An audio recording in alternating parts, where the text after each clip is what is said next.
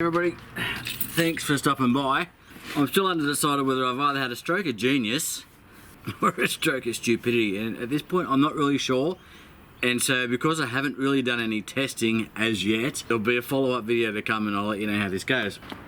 So as far as options, as far as cooking goes, with our lithium, we've got our air fryer, we've got our induction cooker, we've got our road chef up in the corner there, and now we're going to have a crack at the microwave just for shits and giggles.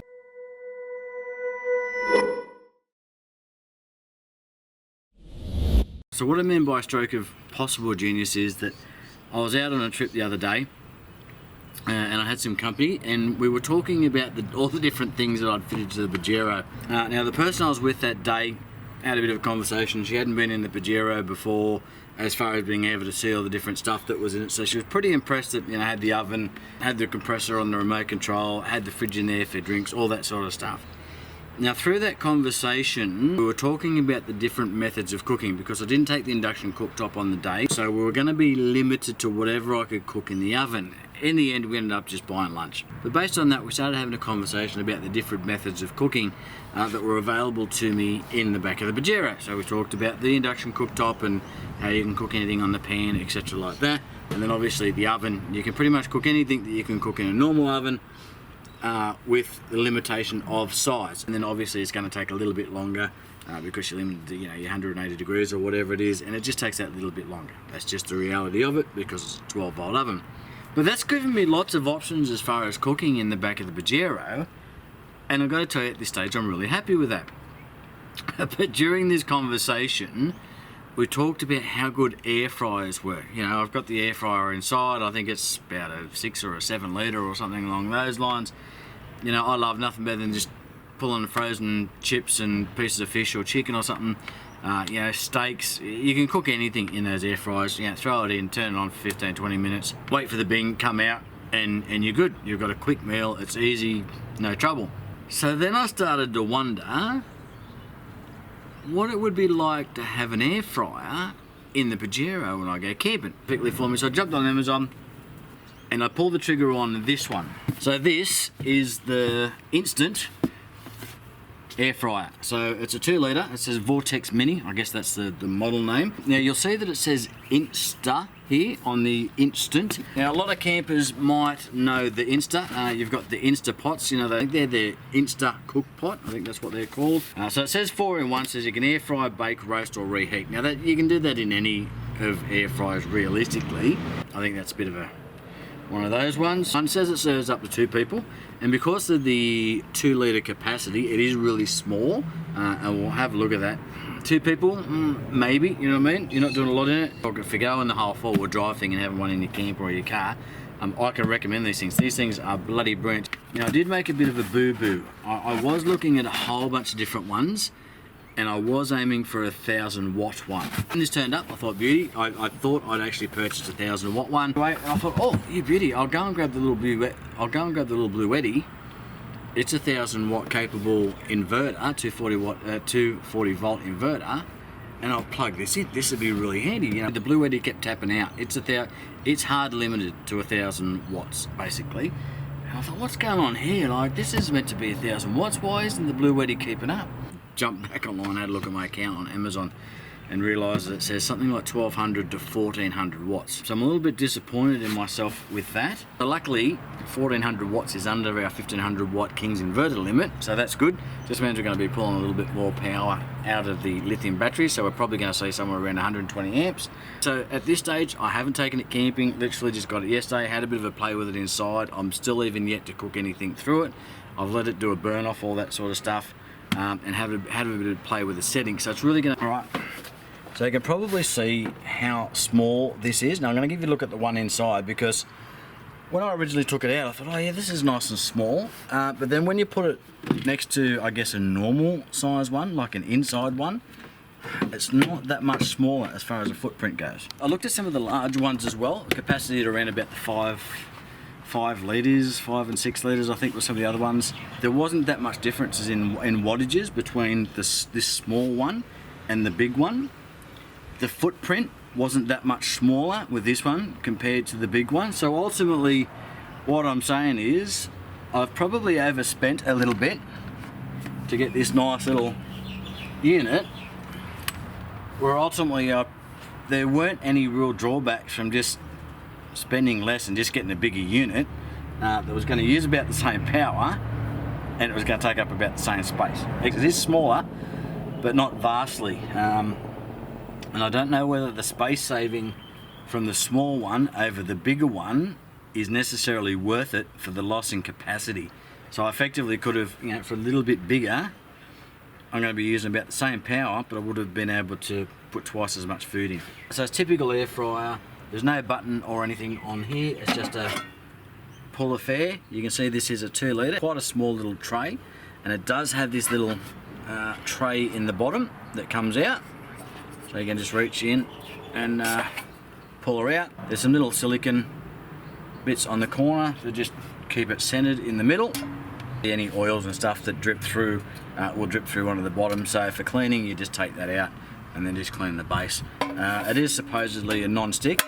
We'll see how that goes. I think it was like $84.95 or something, basically $85 Australian. So certainly not on the upper limit, but it's certainly not on the cheaper one either. You can see the heating element just up the top there, and then obviously there's a fan just above that, so there's really not that much to it. Nice and clean inside. And I've got to tell you, I've had air fryers where it's difficult to get that in, to put it in and pull it out. Just a couple of little pins that you'll see there that capture that.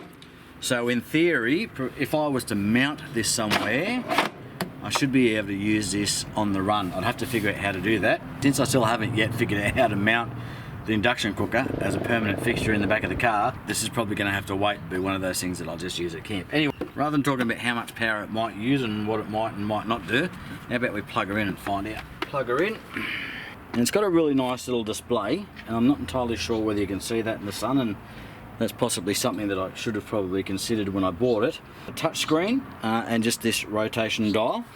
You've got 4 options on the screen at the moment. You've got air fry, roast, bake and reheat. Depending on which one of those you pick, it's going to give you a temperature range specifically to that setting. Now the unit itself will go anywhere from a minute up to an hour. So if we just go air fry, ultimately it gives you the full range. So air fry is flashing. Currently it's set at 102 degrees Celsius and it's set for 1 hour. On this side you've got time, so you can touch that and you can adjust that time there where you're down to a minute, and you can go all the way up to an hour. On this side you've got temp, so you can touch that. Lower limit is 82 degrees and your upper limit is 205. I just literally cook everything at 180, and somewhere between 13 and 20 minutes is about what I will use. And then what you probably can't see is we've got a start button over here. You've got a cancel over here as well. So I've hit start. It goes into a quick preheat mode, which only takes, 30 seconds or something like that. It will get itself up to temperature, and then what it's going to do, it's going to beep at me a couple of times and it's going to tell me to put the food in. But I tend just to throw the food in straight away anyway, so. And you'll note that whilst it's on preheat, it's just showing on, and the timer hasn't actually started yet. So while it's in preheat mode, we're looking at 106, 107 amps. So I expect that probably won't change too much between cooking and not cooking. 10. Now that it's actually up to temp, okay, we've just jumped up to 109, 110. I can actually hear the element clicking on and off, I think. So if we use the induction cooker at 1000 watts, we typically see around about the 90 amps is pretty much a flat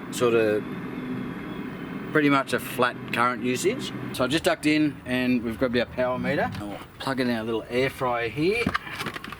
Turn our Kings back on. Let's stick her on air fry and 180 and a minute. Let's just up that time a little bit. Just give her something to work with. Let's put her on 10 minutes and start.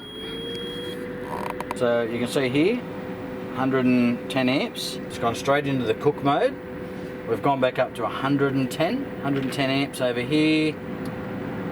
We're putting in about 12 over there, so it's around about the 120, which is what we predicted. So on the meter we're seeing 1380. So it's around about the 1400. It does say between 1200 and 1400. So currently we're putting in about 8 amps 13 over there, so it's pulling around about 7 amps, I guess. Just have a look there. It's pulling, when it's the heating element's off and it's at temp, just the fan running, it seems to be pulling around about 5 to 7 amps. Seeing about 15 over there, we're putting in about 10 into our battery. So while it's at heat, and even though it's cooking, but it's at temperature, it's only pulling 23 watts. You can see over here 23.2, and it's only using about 5 amps. I think what I'm going to have to do is do a bit more testing on this, because this is a bit of a surprise. It's kind of acting similar to your fridge in that it's only pulling big power well, it's obviously going to pull a lot more power than a fridge, but it's only pulling the big power while the heating element's on. And that makes sense, any other time it's the fan. But because it's a closed unit, okay, it's just clicked in. And you can see we've gone up to 110 amps. We're putting in about 14, 15. So when it's cycling, it's taken around about 125 amps and it's cut out again already. So that was only on for mere seconds, like 15, 20 seconds that cycled on for, put the heating element on. Jumped up to 1380 over here, so that's what it's pulling as far as power goes, pulling about 1380 watts, close enough to the 1400. And then as far as what we're putting on our battery, it's pulling around about 125 amps. But then it cycles off, and for quite some time, like it's been off probably about a minute or so now, and we're actually going back to putting power into the battery. So we're putting in 6 amps, we're on about 11. So it's pulling around somewhere between 5 and 7 amps when it's not actually using the heating element. Alright, so it's just cycled back on. Let's see how long. 1, 2, 4, 5, 7. Off. So probably about 10 seconds. So for about 10 seconds, we need to check this out. Just see how our battery is going as far as percentage goes. So we're still on 98.6. We started 100%. I've had it on and off a few times, additionally to what you've seen here. I might have just found, for going brand and all that sort of stuff, but as far as an air fryer goes, I might have just found the most efficient way to cook food using your batteries in an inverter. More testing to come. Let me know your opinions. I don't like doing tests without testing real world. Like, it's all good to sit here and plug it in and just see what sort of power it uses. But ultimately I want to see how much power, I want to go out and I want to go camping and I want to use it camping and put food in it and cook and do all that sort of stuff. Because certainly if we had something frozen in there and it was trying to heat that, it would have to cycle on a lot more to keep that 180 or whatever your chosen temperature is. It would certainly have to be on a lot more than that. So yeah, so real world, from a cooking perspective, it would have to cycle on more. No different to putting stuff that wasn't cold into your fridge, and your fridge is going to have to work harder to get that down to temp. Okay, so this is interesting. So I've had this on for 10 minutes. It's got down to about 4 or 5 minutes, and it's telling me to turn the food, which is good. So it's got down to 4 minutes. So it's ran for 6 minutes, come up to 4 minutes, and it beeped and said turn your food. And that's something you want to do with an air fryer. You basically just want to take it out, give it a shake, flip it all around, throw it back in. This one's impressing me quite a bit, and I will do a proper review on this later on. I really like the finish. It's a really nice looking little unit. You can get it in red, black and white. I probably should have went with the black one, but the red one really sort of took my fancy. I was a little bit concerned because I thought it was going to turn up as Ferrari red or dog dick red, you know what I mean, like that in your, I say in your face red, but anyway, you know what I'm saying. But it's not, it's a bit more of a dull red. It's a nice looking little unit. Touchscreen all works really well, the dial works really well. Okay, 12-month warranty, so that's good. Now one thing to consider, the bottom of this tray is hot, so when you pull it out, I've actually got something coming up for that we'll show you that later on. But for now, you just need to be a little bit careful where I put that down so it doesn't burn my carpet or the plastics or anything like that. So I guess to try and give you an understanding of capacity to see how small this is, let's just have a look. So for those of you who have a road chef or a travel buddy, this is the tray. This is your standard, I guess, deep dish tray that comes out of your travel buddy. I guess that's going to give you a bit of an understanding of the size difference. So depth wise, they're probably identical. You can see that it is considerably smaller than that. So I think that's about a 20 by 20, don't quote me. So it's square, so it's 7 inches square. So it is 18 centimeters that way. Yeah, and 18 centimeters. So it's exactly 7 inches. So it is 7 inches square. As far as cooking space, so to the front there is 23 centimeters by 24 centimeters. So it's about 24 centimeters square. So the Travel Buddy / Road Chef tray is around about 23, 24 centimeters square, close enough. This little guy, 18 centimeters. Depth wise, it's about the same, but let's find out. You're around about 3 inches or 8 centimeters deep. Keeping in mind that you've got this little, I don't suppose you call it a trivet, a tray or something in the bottom. Silicon corners, so that's not gonna, I suppose the one benefit of this, if I can mount this down, because it's got those little silicon mounts, which seem to shrink when they get hot, or they just seem to slide out a bit easier when they get hot as compared to when they've cooled down. I suppose the one good thing of this is that the Road Chef certainly rattles, because you've got the trays and all that sort of stuff in there. This is not. So it'd be nice. That's giving me some ideas. So Road Chef and Travel Buddy, probably Travel Buddy, you're the Aussie guys.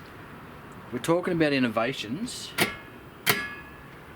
Have a look at giving us something like this, like just an add-on, maybe an additional buy. Give us these little silicon bits so we can put them on to our trays and stuff in our Travel Buddy, and they should, obviously they shouldn't have any issues with the heat, and that'll stop the bastard rattling so much. Get on it. So I'm showing 13 amps, 14 over there, so standby current is stuff all, you know, maybe an amp, something like that. Again, it's only just like a little LED screen, but there's no facility on the bottom for getting this mounted, you know what I mean? Like there's nowhere you could put screws or anything. I'd have to possibly take the base off, and I might be able to screw up to something into this. So realistically, this probably isn't something I would use while driving. We started off with 100% on our battery. We are now down to 98.4. So I use 1.6% of our battery to run that for 10 minutes. Yeah, so again, watch this space. Now I know I promised you the next video was going to be a Q&A, but obviously this turned up. I ordered this on Amazon and it arrived the next day. The next day, so I was really impressed with that. 85 bucks, link down in the description, I'll put that there. Whether this is something you'd consider in your 4-wheel drive or not, I'll get into doing some more testing. Heading away in about a month on a 4-wheel drive trip, so I'll be sure to take this along with me and get in some real world testing, and we might come and revisit this after that. So in the meantime, we'll get that Q&A video done. I'll leave it for another week or so, see if anybody wants to put any questions down the bottom. And for shits and giggles, I've gone and grabbed the old microwave that come in the caravan, which I promptly took out. Unplug the induction cooker and the air fryer, and we're going to plug in the microwave. Now the microwave's rated at 1100 watts. Put the meter on this as well. Again, I don't want to say never. I don't ever say I'm never going to take the microwave in the back of the car. It's probably not going to happen. But I want to know whether it's going to work. And again, just for shits and giggles, when people ask why did you get lithium, I guess the main reason I got lithium was I just wanted better capacity than I had from the AGM. So which is flat out, and because I like fiddling with shit. That's why I went out and bought the lithium, because I wanted to play with it. At some point I was going to be up for a new AGM. I knew the one in the car was starting to go, and I figured, well, you know, I can either get another AGM for about 300 bucks. It's going to give me about 60 amps, give or take, or I can buy nearly 300 amp hours worth of battery for about 800 bucks It was just a no-brainer. The four-wheel drive, weight saving, you know, all of that stuff. And because I just like to play with stuff. I like electronics, I like technology, and I'm pretty sure that if you're watching this, you like it too. So, let me shut up. Let's get our little power meter over here again. So we're currently up to 99.3% there.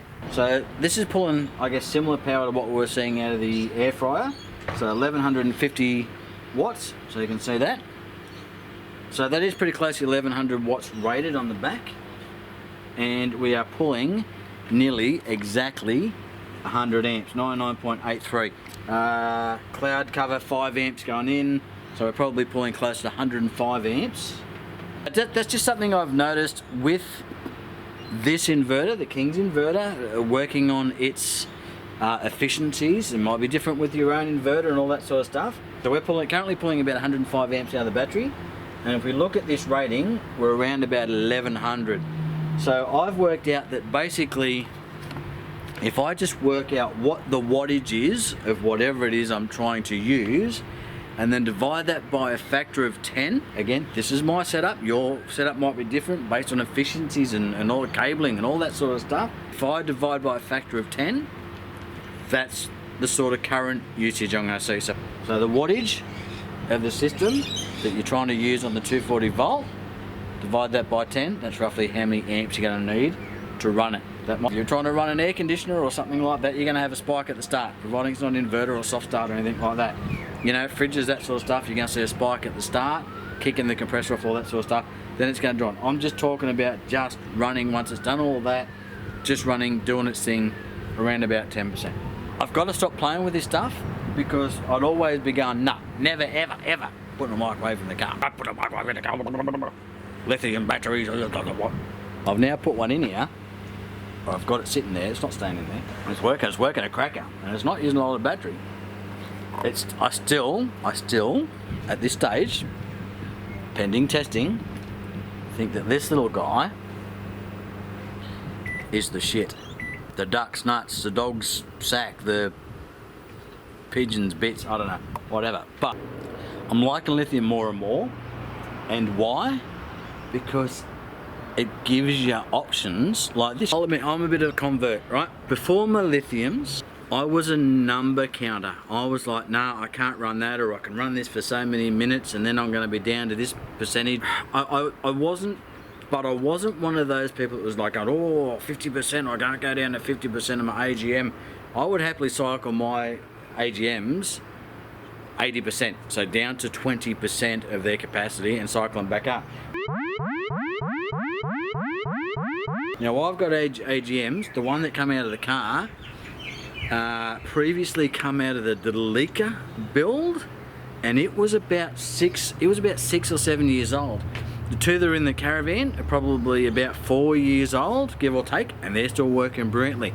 I wouldn't do that all the time, but I certainly didn't limit myself to that 50% business that everybody sells you on AGMs. And this is what I like to do on this channel, and this is what I like about Andy's Off-Grid Garage. You hear all this shit on forums and people will tell you this and tell you that. Go and test it for yourself. Go and figure it out. Go and set something up and go and have a play. Go and test it out for yourself. And don't believe what everybody sells you just because somebody's mate's cousin, sister's brother's auntie had one and it did that. Like, go and test it out for yourself. Find out for yourself. Anyway, point being, I used to go camping and I'd have my AGMs and I'd be number crunching and I wouldn't even want to turn on my LED lights because I'd be too scared of using power and worry that, you know, I was going to wake up tomorrow and then I wouldn't have enough power to run my fridge, or, you know, I was going to be here for 2 or 3 nights and I might not have any power for the lights or something the next night because the solar wasn't going to keep up. Keep it in mind that I used to run 120 watts worth of solar, one single panel on the top of the car. Now I've got 350 and I've got the DC charger putting in 40. So things have changed. But this is what happens when you get lithium. It opens up your world. Now you don't have to. Look, I'd be more than happy to go back to running all my 12 volt stuff. That little oven is 12 volt, right? More than happy to do that, and I would have power capacity for days, for absolute days. And I'd be happy as a pig in shit to run my fridge and to run my little oven. The oven doesn't get used a lot, and I'd go back to my little gas cooker, and I would be happy. I'd be happy as a pig in shit.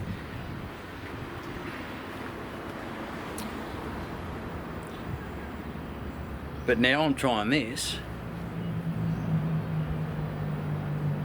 I'm happy as a 10-pecked owl. I can tell you, like I'm just... And it's fun, you know, it's just fun. When I go away on my trip in about a month, and there's gonna, I'm going away with a mate from work, and some of his family and some of his mates, and I've got to tell you, when I rock up,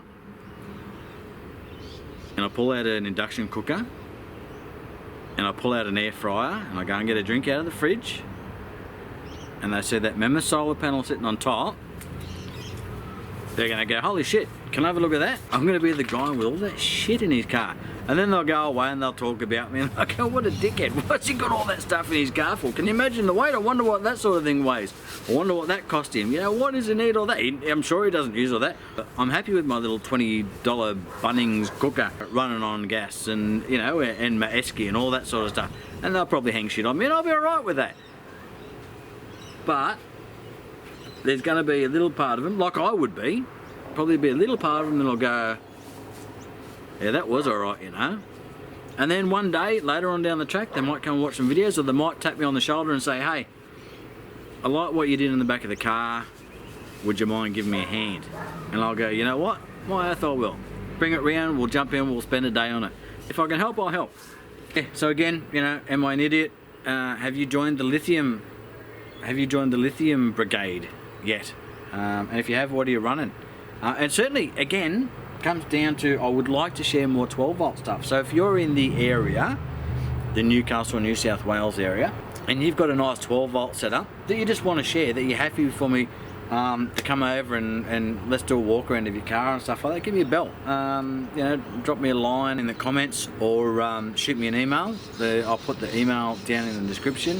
I will reiterate, as far as that email goes, every now and then I'll put up and ask people if they want to shoot me something, but that's the email address I use for companies that want to send me stuff for reviews and promotions and things like that. So please refrain from using that email address just to ask me questions about your Pajero and things like that. If you've got questions like that, put them down in the comments, because I try and answer everything, and that gives other people a chance to answer those questions as well.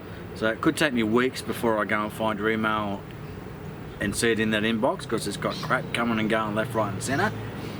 And chances are, if it turns in there, I might not even see it.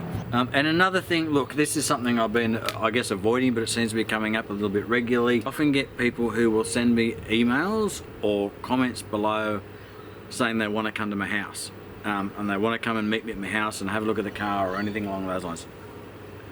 No, just flat out no. I'd be happy to go and meet up with people on the 4-wheel drive truck or up at the Wadigans or something along those lines, but I just don't want people coming to my house. It's just flat out, like, because at this point you're strangers and whatever. Maybe once we get to know each other for a while, yeah, be happy with that, but please don't ask to come for my address so you can come to my house and stuff like that.